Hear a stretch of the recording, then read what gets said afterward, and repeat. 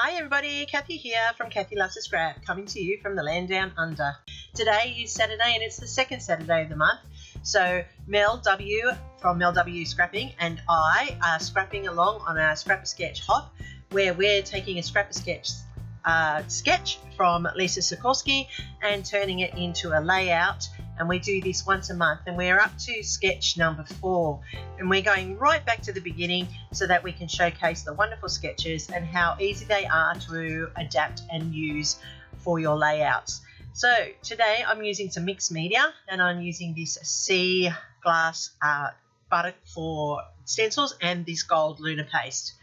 I've also collected some scraps for this photo. It is of my son. It is a 10-year-old photo, and I'm finally going to put it down into the layouts and put it into the albums.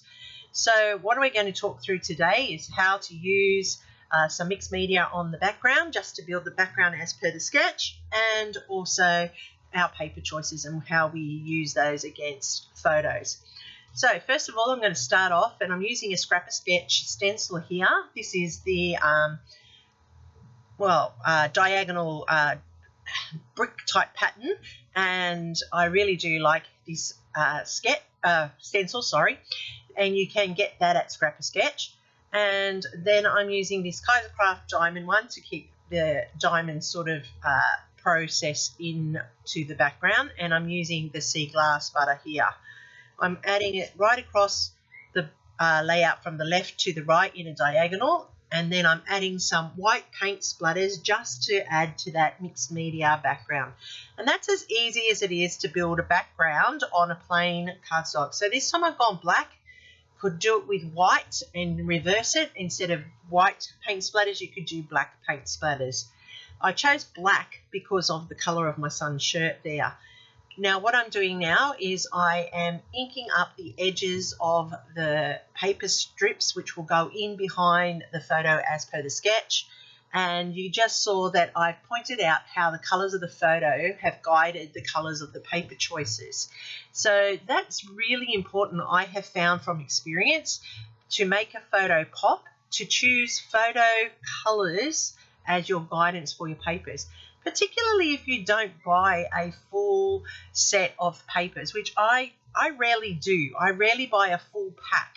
I know that they all coordinate, and I know that that's what they're designed to do, but I always feel that there are papers in there that I won't use, and therefore I would rather purchase papers that I would use and then mix and match them to come together in a layout. Now all of these are scraps left over from previous layouts, so that's another bonus with a sketch like this. You can use up all those little pieces that you have lying around, and they still come together and look fantastic. So what I've done is just layer them up ready for the layout. Now that my mixed media background is dry and I can now work with it, I am going to edge it with some faux stitching, and what I'm doing is I'm using a gel pen, and I was just choosing the colour to best do for this layout, and I've gone with the gold, and all I'm doing is a zigzag pattern, so it looks like I am stitching it, and it's giving a faux stitch approach to the layout. Now, problem with gel pens, when they sit for a while, they get a little bit gluggy, so you just have to shake them and warm them up, and then they start free flowing again. So I'm just doing that zigzag stitch. When it's done, it's just finishing off the border in a different way and adding to the layout. I really do apologise for Ivy in the background. She's having a little bit of a barking session because she wants to get in. So I'm stripping down this layout right to the bare. I've got that mixed media background, and I've added in those strips. With the photo, I have mounted the photo on colours once again that complement the photo colours, and I'm putting them up on some foam dots because I want it to be up off that background, and I also want to add some dimension to it. So I'm placing it where it is as per the sketch. I have my title, and I'm just working out where to put it, and I thought, no, I can't put it over his face, that's his friend, I can't do that to his friend. I cut out Gizmo on my Cricut as my embellishment there. Gizmo was a big part of my son's childhood, and he really was very proud of winning Gizmo then. As I said, this photo is 10 years old. He was 21 back then, and I had trained them well to send me photos when they were doing interesting things. So I finally have taken it off my desk and added it to a layout. Now, as I said, I cut Gizmo from my Cricut. I imported an SVG that I created, and then I cut him, and he came out so cute. I do like how he turned out. I'm using printables from Lisa. They're labels from different ones of her ranges, and the same with the tickets. They're from her neutral range. I like the labels as they've become a bit of a favourite in the last couple of layouts that I've been doing. And I'm just building a stacked cluster there, adding height to that element on the page. I've also used one of Lisa's cameras here, which I've cut out and added to it because it's a selfie that he's taken.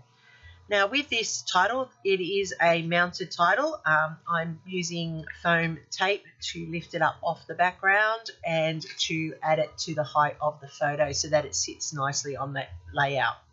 I've used the gold, like the gold solar paste for the backing, and I've used black to pop the title like it has off that background. So this is how this layout is all coming together. It's a simple sketch turned into a striking layout, and the strikiness comes from the color choices. And I'm very pleased with how this has turned out. So I have got the mixed media background in place, and the last thing I'm adding are some pops of color, and I've chosen the red to make it stand out against all of the other colors that are in this layout, and it highlights the reds in the photo, which are very lightly spread throughout the photo, and that just sets up a visual triangle for your eye to roam. And I also like that this is actually on a diagonal as well. So this whole layout comes together quite easily, as you've seen, and is quite an effective layout to create. So I'm sure that something here has taken your fancy. If it has, give me a thumbs up. I really do appreciate the feedback from you all. I'm just adding in glossy accents on top of the lens of the camera. That's just a little thing to make it look like a real camera. And there it is in full color with a full light so that you can see all the details of this layout and how easily it is and effective you can create from a sketch. So thanks for joining me this Saturday. Don't forget to check out Mel W. She's also doing this hop along. I'll put her details down below as well for you to go and check it out. We're both on the creative team, but this is something extra that we're doing and we're liking to share. Check out www.scrapasketch.com. If you like the stencil or want some more of the printables, use my code Kathy Loves to Scrap 10 at checkout for your discount. Thumbs up if you like it. Don't forget to hit that subscribe button to see the next one that's coming. Leave me a comment. I'll get back to you as soon as I can. I really do appreciate the feedback and the time that you've taken today to watch. I'm Kathy from Kathy Loves to Scrap. You can find me under that on all my socials, including Instagram, where you can find all my layouts. Thanks for watching, everybody. Happy scrapping till next time, and don't forget to watch the next video.